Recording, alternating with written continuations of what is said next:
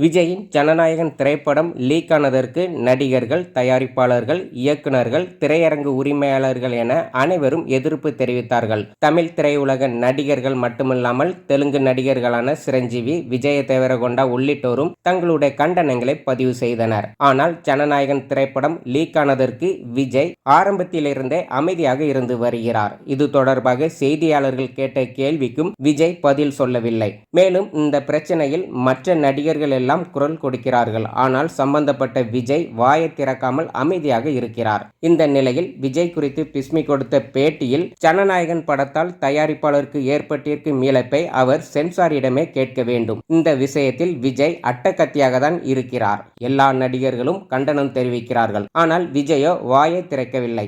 எனக்கும் ஜனநாயகன் படத்திற்கும் சம்பந்தம் இல்லாத மாதிரி இருக்கிறார். விஜயை நம்பி 350 கோடி ரூபாய் பணம் போட்ட தயாரிப்பாளர் நடுத்தெருவில் நிற்கிறார். அதற்கு காரணம் விஜய் தான். விஜய் ஜனநாயகன் திரைப்படத்திற்கு குரல் கொடுத்தவர்களுக்கு கூட விஜய் நன்றி சொல்லவில்லை என பிஸ்மி கூறியுள்ளார்.